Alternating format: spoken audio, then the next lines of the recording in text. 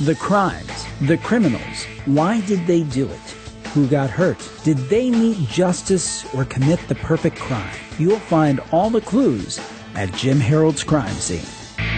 Welcome to the Crime Scene. I am Jim Harold, and so glad to be with you once again. And we've got a great show for you today.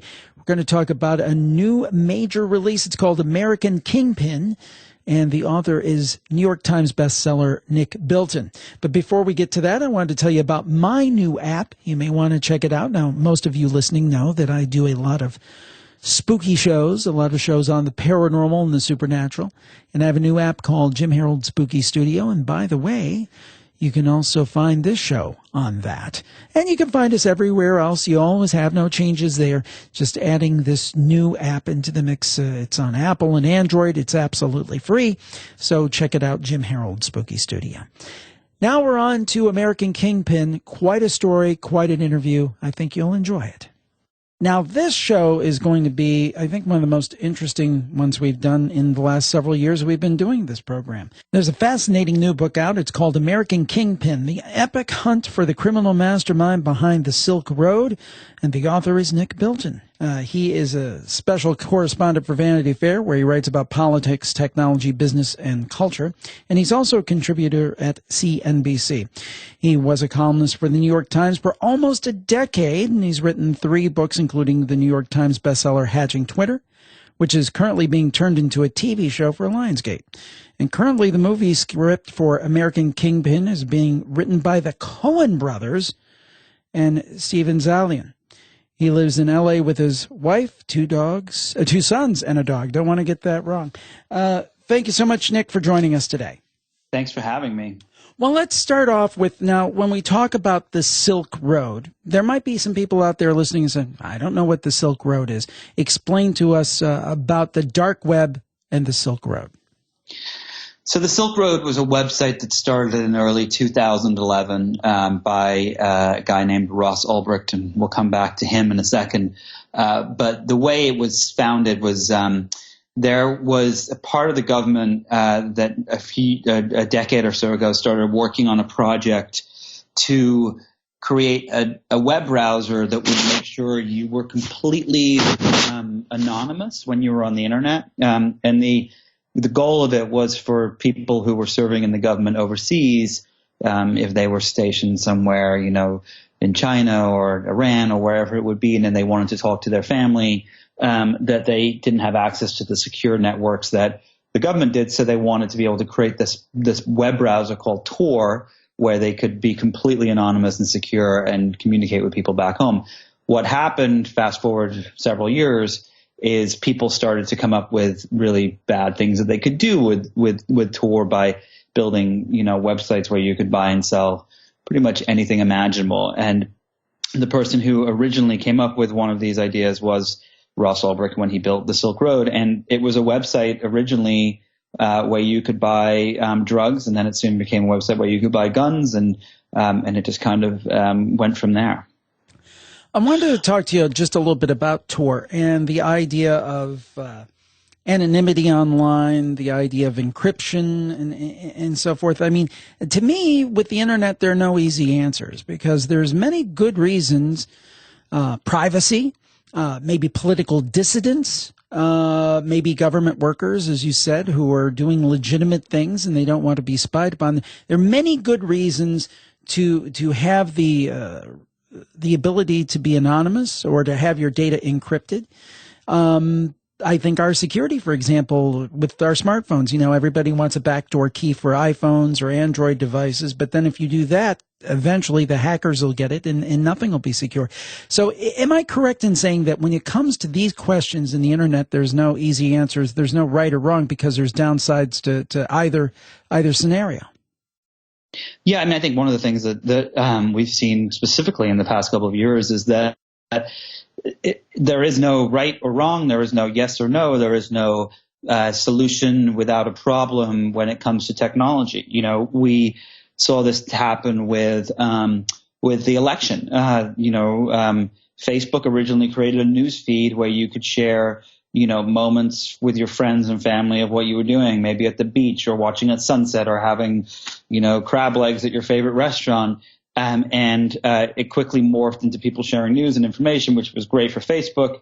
And then, of course, we see that Russian hackers and, people in the Midwest decided that they were going to create completely fake news stories and share those on the social network. And the repercussions of that now sit in the White House today. And I think that you can see this with every single technology that has come out in the past completely, but also in the past few years. And I think that when it came to Tor, the original intention was, hey, let's create something that will make it safer for Americans to be able to surf the web and talk to family when they're overseas. And the intention, and what the repercussion of that is today is that the dark web, which is how you get, the Tor browser is used to get there, 95% of it is now nefarious websites where you can buy drugs and guns and all different kinds of things, hacker software, body parts, you name it. And that was the unintended consequence of creating that network. Let's talk a moment about the dark web, if we would. I mean, how many people are on it? How much has it propagated? How big is it really in terms of dollar volume, in terms of users and so forth? It's difficult to say because it is the part of the problem is that it is the dark web, and so we don't know everything that's going on there. It's not like the traditional web where you have you can say, oh, Google gets X number of visitors every day. The companies or the people that are creating these websites aren't exactly putting out reports every annual reports every year saying that they sold this much in drugs and had these moments where law enforcement or almost caught them and so on and so forth.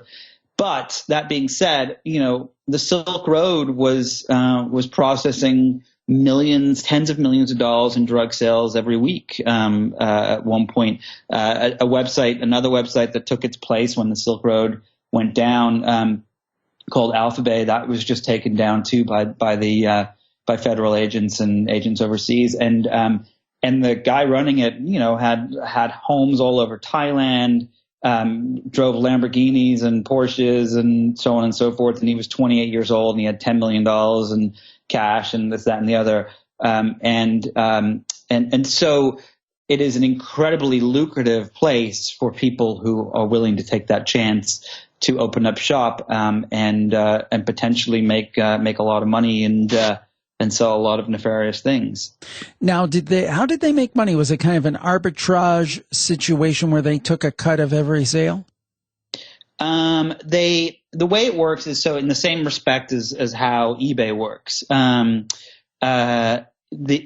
you go or any of those websites, when you go and sell something on eBay, you post the listing, you say, here, I'm going to sell my bicycle.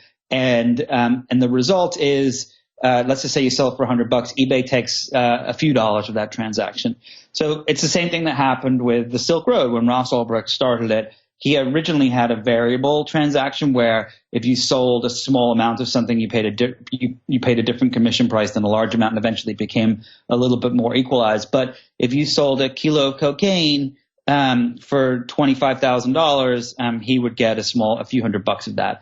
If you sold a small bag of marijuana for $50, he would get a small cut of that. And there was so many people using this website. I mean, there was at one point, I think about a year or so in, where and this idea didn't exist before he had started it. He was celebrating his millionth user, who was on the site, and there was thousands and thousands of different drug listings. And it's interesting because, speaking about what we were just talking about, the unintended consequences of technology, when Ross started this, he was a incredibly sweet guy, grew up in Texas, went to school for physics, got really into libertarian politics, and had this belief system that the government should not tell people what they can and cannot put in their body.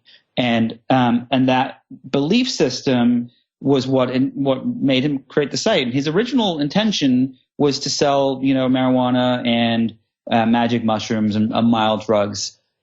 What happened in the end is he started, allowing people to sell anything and everything.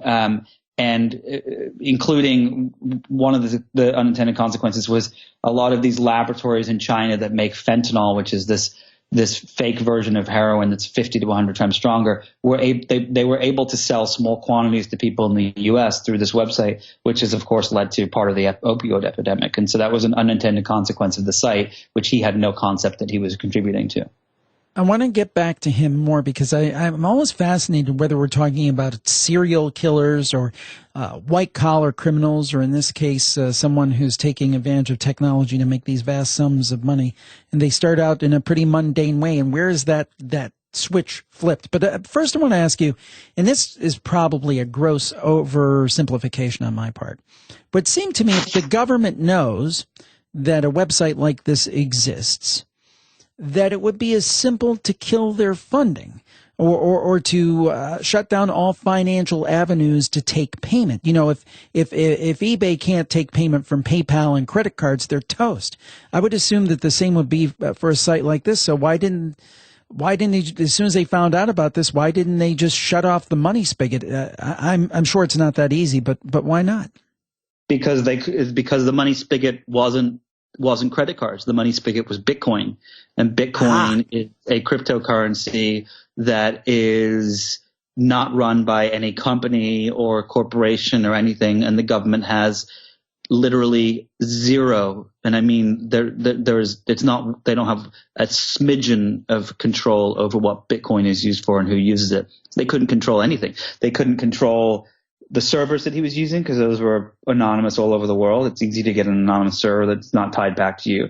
They couldn't control the Tor, the dark web, because it existed and you can't get rid of the web browser and so on.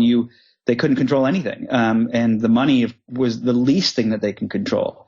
And so, these decentralized technologies have allowed crime to proliferate in ways that no one could have imagined just a couple of years ago. It is a fascinating story. It is the story of American Kingpin, the epic hunt for the criminal mastermind behind the Silk Road. Our guest is the author of said book, Nick Bilton. We'll be back right after this. Jim Harold's Crime Scene is brought to you by Wild Blue Press. Get a free ebook or audiobook from our sponsor, Wild Blue Press. Wild Blue Press is a publisher of true crime, thrillers, mysteries, and history books in ebook, audiobook, and paperback. Just go to wildbluepress.com and sign up for their newsletter, then reply to the email they send you with the Wild Blue Press ebook or audiobook of your choice, and they'll send it to you. Thanks, Wild Blue Press. We're back on the crime scene. Our guest today is Nick Bilton. The book is American Kingpin, the epic hunt for the criminal mastermind behind the Silk Road, and a sordid tale it is. The question, Nick, for me, and we touched on a little earlier, I mean, how does somebody who, Ross Ulbricht, who is described in these materials here as a sweet Texas boy, I mean, how does this happen? What was his home life like? You would think that he would have had some horrible home life. I mean, what were his early days like? It was, happy kid, smart kid, nice kid who grew up in Texas, Austin, Texas, in a very libertarian-leaning family. Very, very, very smart parents, he conversations around the dinner table weren't around the traditional, Sunday night football and things like that. They were about, government philosophy and economics and things like that. He ended up going off to the University of Texas to study physics, then went off to Penn State to do his master's program, and he was doing, the kinds of physics that it was difficult for me to even understand reading about when I was researching my book. And what happens is in college, as we all do, he gets really into libertarian politics in a way that he hadn't before. And he starts reading, books by the Mises Institute, and he starts looking at Austrian economics and these theories that essentially argue that the government has literally no say in what you do and what you can do, and that the government should not be able to tell you what you can and cannot put in your body, and that we should live in a world where everyone is allowed to do whatever they want, and that no one should have oversight over that. And the prime idea that he decided to kind of prove this was with drugs. And so he goes and he comes back to Austin, Texas after school, and he decides he's going to start building this website. And he's not a programmer, but he's smart enough that he's able to figure it all out. And he goes and he gets a secret cabin in, 30 minutes outside of Austin, and he starts growing magic mushrooms. Ironically, while he's doing all this, he's watching, while he's waiting for like the gypsum to cure for the magic mushrooms and the pressure cooker and all this stuff. He's sitting there kind of shirtless in this room, watching Breaking Bad, which was kind of that's ironic. Yeah, kind of ironic. So anyway, so he builds the site. He gets the mushrooms, like a big giant black garbage bag full of magic mushrooms, and he starts selling them. And he starts posting anonymous things online about this website called the Silk Road, and people start buying it. And next thing you know, people start selling things too. And he gets really excited because people are now selling, cocaine and heroin, and then they start selling guns and AR-15s and all these different things. And the pressure starts to mount because this thing is growing at just a clip that is unimaginable that he could ever have dreamed of. And he's making tens of thousands of dollars a week in profits, in the early days. And he starts hiring these hackers from all over the web, these anti-government hackers to work for him to help build security on the site. And then he eventually kind of starts to go on the run and hides out in different places as he's building this website. Now, to some extent, did he ever have any moral compunction? Because my thought is this. When you create a marketplace, there can be unintended consequences. When you create the demand for something, in a way you facilitate the demand for something, you kind of create that market. And then, for example, I think of things like harvesting of body parts and things like that. Did he ever connect the dots in that way, that he was actually creating demand for all this nefarious stuff? It's one thing if somebody smokes some weed, but it's somebody else if a kidney is cut out of somebody. I mean, did he ever put that together in his mind?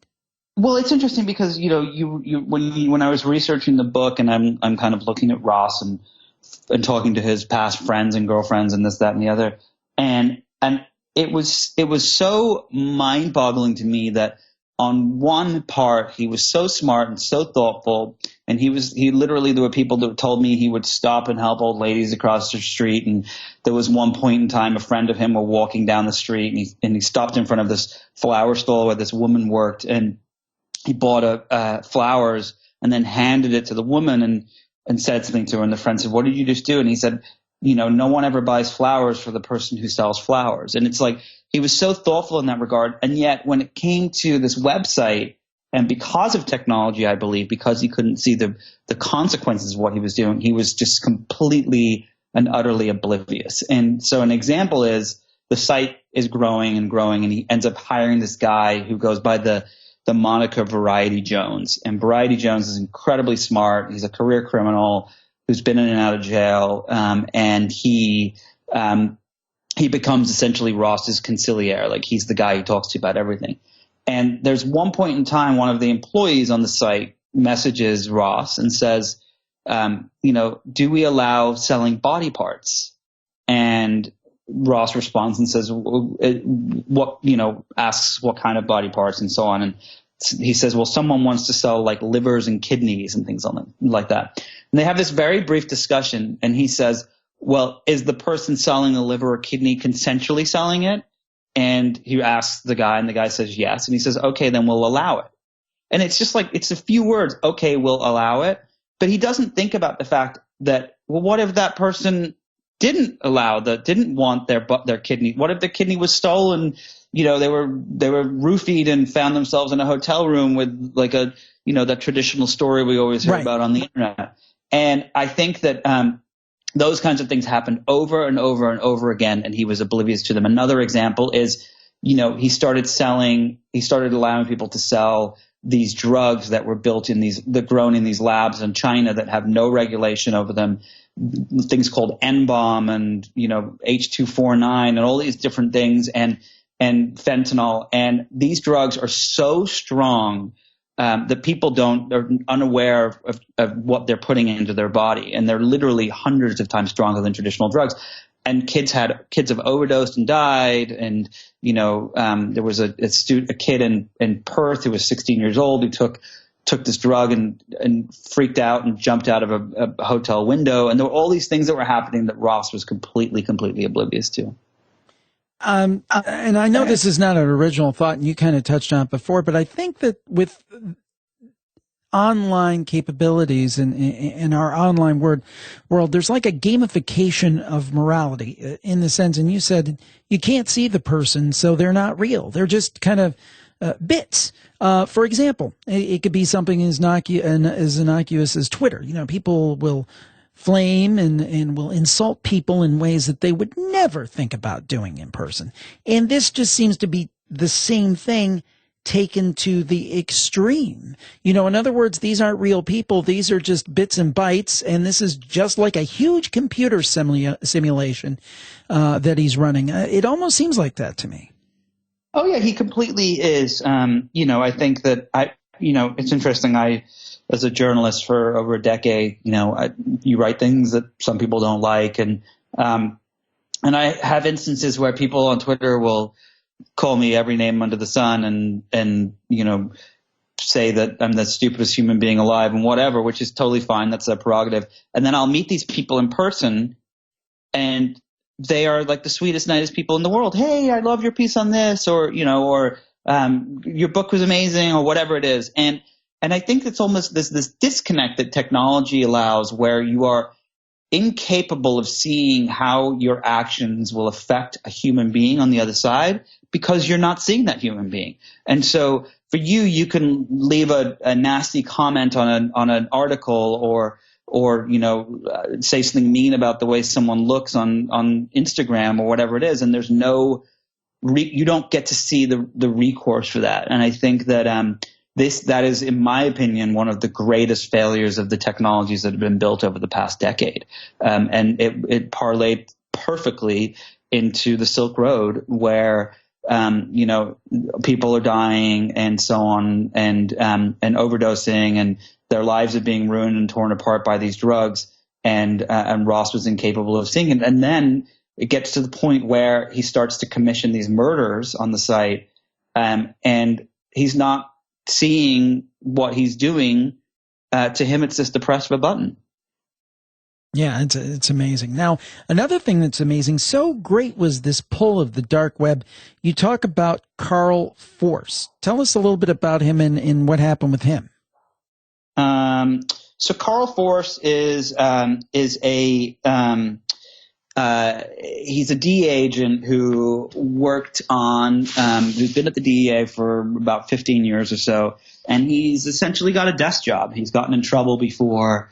His biggest problem was that he used to do undercover work, real undercover work, and he kind of got a little bit too into the undercover work. So when he would be out there with drug dealers that he was trying to arrest, he would end up befriending them and getting drunk with them and doing all sorts of things that he shouldn't be doing. And he eventually gets in trouble for this over and over and gets a desk job in Baltimore. And he's pretty much riding out his days, and along comes an opportunity to go and work on this Silk Road case. And he sees it and says, wow, this is really fascinating. Drug sales that we used to do by doing what are called jump outs on the street, where you would pull up in a van and jump out of the van and arrest people. They're now moving to the internet, and you can't do that kind of thing on the internet. You can't just catch people willy-nilly like that on a corner. And so he gets really interested in it, and he goes undercover on the site, and he uses the moniker Knob, which is from, he's a very religious guy, and it's from the Bible. And he befriends Ross, who online is the Dread Pirate Roberts, and he befriends him. And in the same way that he fell in too deep with the people he was hunting when he was doing traditional undercover work, he fell in too deep with Ross, and he essentially starts working for him, and selling him information and doing fake murders and stealing money. And at the same time, he's kind of living these double, triple lives where he's bribing Ross and also doing the undercover work and everything. And it got so out of hand. He eventually, of course, screwed up so many times he got caught. But it's just a fascinating story of someone who thought that they could enter this world and it would be different. And it was exactly the same as the real world. Yeah, it certainly is a very frightening world. Now, I always hesitate when I ask an author this, so you can share as much or as little. But with Ross, he had the world by the tail. He was making money hand over fist. He was kind of directing people via mouse clicks. How did it all come crashing down for him? Well, I mean, I'm happy to say this is, the climax of the book is you can know how it ends, and it's still an insane story. But Ross wanted, he believed that that he was going to prove that legalizing drugs would make the world a safer and better place. And he truly did believe that. And he truly believed that the number of people that were using the site, the number of people who were buying and selling drugs, and how quickly it was growing, and the transactions and so on, that it was going to become, in the same way Facebook became a de facto form of communication, that the Silk Road would become the de facto way you would buy drugs, and that and in doing so you wouldn't get arrested for buying marijuana and things like that, and that you'd be able to buy safer drugs, because just like on eBay, you could rate people and so on. And these things, he believes that eventually, and he tells his employees this, eventually he will be able to take off the mask of the Dread Pirate Roberts and come out and say, I was the guy behind it, and here's what I've done to save the world. Which is kind of amazing that he truly believes that. But that was the thing that was driving him to get up every single day and do this. And in addition, what was also driving him was the fact that he was making millions and millions of dollars in profits. And he had a second goal, which was that he wanted to be a billionaire by the time he was 30. So he was 28 and he's running the site. He believes in his mission, and he starts, getting really cocky. And there's a moment where he buys some fake IDs from the website, and he has them delivered to the house he's staying in under his roommate's name. And just literally by chance, the fake IDs get intercepted at the airport in San Francisco, and these two HSI agents from Homeland Security come knock on his door to ask him about them. And he knows he can't get in trouble. He knows it can't be tied to him. But so Ross says, the HSI agents say, well, how would I get these, hypothetically speaking, just because they want to find the person who made them, not the person buying them. And Ross says, well, hypothetically, you could buy them on the Silk Road, where you could buy other things like guns and drugs and so on. So he's literally taunting authorities blatantly. And he kept doing things like that. And eventually they were able to kind of tie these things together. And he was eventually captured in a public library in San Francisco. And I'm not going to lay out exactly how that happened, because that, I think, is the best part of the book. But he was caught with, tens of millions of dollars in Bitcoin and so on, and arrested by the FBI in this big sting operation. What's ironic is that he had an opportunity a couple of weeks earlier to walk away from it all. He had a girlfriend who was trying to tell him to give it all up, and he decided not to. If he had have listened to her and he would have walked away, not only would he have never been tried because of the way they had to capture him with his hands on the computer and so on and so forth, but the Bitcoins that he had, the evaluation of Bitcoin has risen so dramatically that there's a belief that he probably would have been worth around $2 billion today. Wow. Any lessons for us? I mean, when you hear something like that, it's like, my goodness, how something like this could happen. Are there any lessons? Is there anything that we can put into practice, whether it's law enforcement, the way that we interface with technology, maybe the way we talk to young people about technology? I mean, is there anything that can be gleaned from this case? Well, I think the first lesson is don't go start a drug website on the internet. The second lesson, I think, is That's a pretty good one. Pretty good one, yeah. I think that there's a lesson to be learned about. I think there's definitely a lesson about technology, about how there's always two sides to it. There's the positive and the negative. But the other side of this, I think, is that there's a lesson about how quickly technology affects society from a criminal and a criminal point of view. And I think that, from the research I've done and the stuff in the news lately, I truly do believe that these websites have contributed to the opioid epidemic in ways that no one really knew or even envisioned could happen. And I think that the government is notoriously slow at adapting to technologies and even embracing them and so on.